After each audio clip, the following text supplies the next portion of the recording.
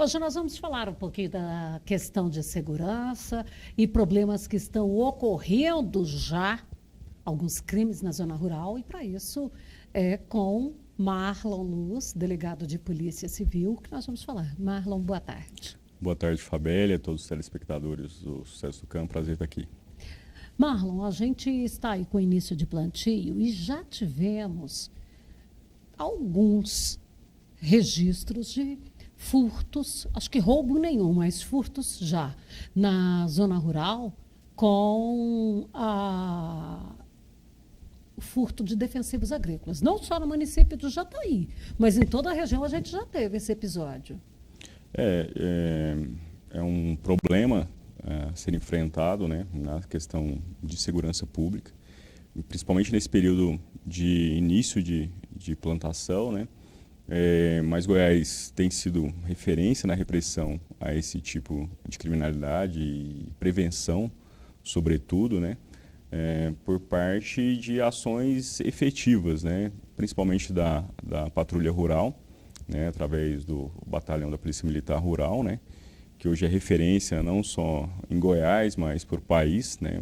As propriedades, hoje são mais de 70 mil propriedades rurais monitoradas 24 horas por dia pela Polícia Militar, estão registradas perante esse batalhão rural, né? E além também de ações efetivadas pela própria Polícia Civil por meio da Delegacia Estadual de Repressão a Crimes Rurais, né? Então, várias associações criminosas que são especializadas nos furtos ou também no roubo desses defensivos agrícolas têm sido identificadas no estado, ou até fora do estado.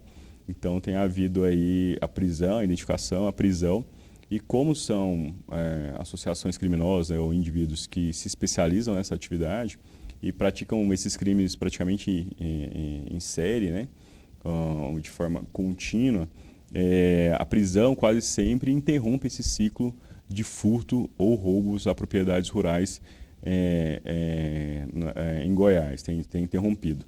Somente no primeiro semestre desse ano, conforme estatísticas da Secretaria de Segurança Pública, houve uma redução de 25% dos roubos, né, a propriedades rurais no estado e 15%, uma redução de 15% dos furtos. Mas, obviamente, o produtor deve sempre ficar em alerta, né, porque, ocasionalmente, uma ou outra propriedade pode ser, infelizmente, visitada por esses autores.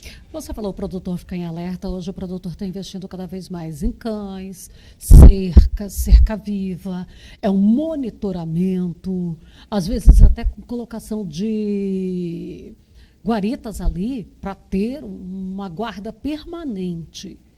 Isso aí tem contribuído para essa redução? Obviamente que sim, mas é um gasto para o produtor, é um Sim. gasto a mais, né? Uhum. Obviamente ele também, com isso, ele evita um prejuízo, né? Mas nós temos outras medidas, né, para que o produtor deve se adequar, às vezes sem um investimento alto, principalmente o médio produtor, né, o pequeno ou médio produtor, que é prevenções básicas do dia a dia. A própria pesquisa, às vezes, de um funcionário, né? Saber da origem desse funcionário, se ele possui ou não antecedentes criminais, né? A própria presença da patrulha rural, você cadastrar a sua propriedade, né? É inconcebível hoje que qualquer produtor não tenha cadastro na patrulha rural. Então a patrulha rural, quando comparece lá, né, por meio da Polícia Militar, então ele vai fazer um cadastro daquela propriedade, então ele vai fotografar todo o maquinário, ele vai fotografar a sede da fazenda, ele vai ter dados do produtor, ele vai ter dados daqueles empregados que estão ali. Então a própria presença da patrulha rural ali para levantar esses dados, cadastrar a propriedade, constantemente está ali presente, vai inibir a presença de qualquer funcionário ali ou agregado que possa estar mal intencionado, né? Então, quase sempre a visita desses autores a essas propriedades, seja para a prática do roubo ou furto, advém de informações de terceiros. Muitos deles, às vezes, funcionários da própria propriedade rural. Você falou aí de funcionários. Aquela permissão de receber ali familiares do funcionário.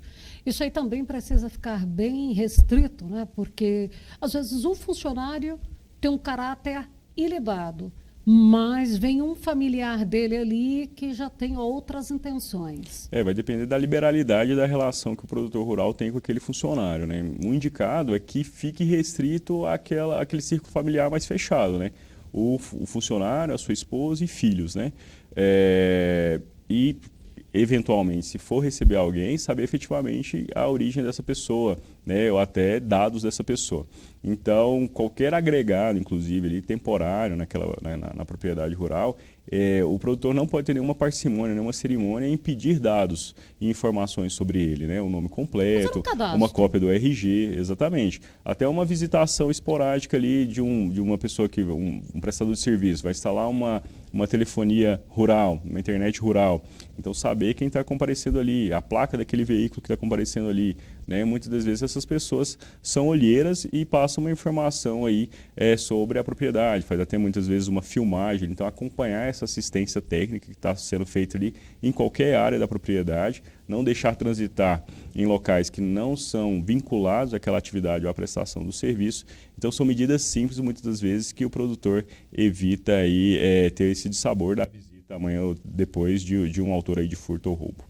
Bom, tem aquela outra dica que todo mundo sempre traz para esta época, naturalmente que para alguns é mais complicado um pouquinho, que é a de não levar todo o produto para a propriedade. Apenas aquilo que você vai usar ali em poucos dias, fazer esse fracionamento. Ficar ali também com uma parceria muito grande com as empresas que estão fazendo a entrega, porque às vezes sai para entrega hoje cedo, entrega meio-dia, à tarde tem o furto. Ficou muito claro isso, não é? Exatamente. O próprio fornecedor daquele material, né, o empresário ali do ramo que vende, né, essas casas agropecuárias como um todo, que vende esses defensivos, né, ou esses insumos agrícolas, ele deve prestar muita atenção quanto a esse funcionário também. Então, o motorista daquele caminhão, as pessoas que vão ficar responsáveis pelo transbordo daquela carga, né? Então também saber dos antecedentes e do comportamento daquele funcionário, né? Porque ele vai a uma propriedade fazer a entrega, né? Então ele vai também saber de informações ali. Então essa aquisição fracionada é de extrema importância, porque o prejuízo, se caso houver o furto ou o roubo, será menor. Né? E o produtor, muitas das vezes, ele quer depositar uma grande quantidade, às vezes aproveitando um preço ali, um desconto, né? Às vezes pode até combinar com a próprio fornecedor, né? Se ele pode ali adquirir e manter essa carga ali por um período, né, curto de tempo, né? Mas para que possa fazer essa aplicação ali fracionada, essa aquisição e aplicação fracionada, e com o tempo ir fazendo o transporte desses defensivos para a propriedade rural, evitando que se mantenha ali uma grande quantidade por um período desnecessário de tempo. No caso de suspeita de alguém que rondou, passou por lá? Nós temos uma cultura em Goiás ainda muito boa, né? Que todas as propriedades eles se comunicam muito bem ainda, né? Então você tem aquela cultura de saber quem é o vizinho, conversar com ele, né? Então você ter um grupo ali de WhatsApp dos produtores da região, né? Então verificar qualquer caminhão estranho que passou, né? Um veículo que visitou determinada propriedade fora do horário, que não é vinculado àquela propriedade, a pessoa desconhece, viu numa porteira. Então, o quê? Fotografar, verificar a placa do carro, as características da pessoa, repassar, se comunicar entre os produtores, né? Alguém conhece um motorista de um veículo X ou Y, né?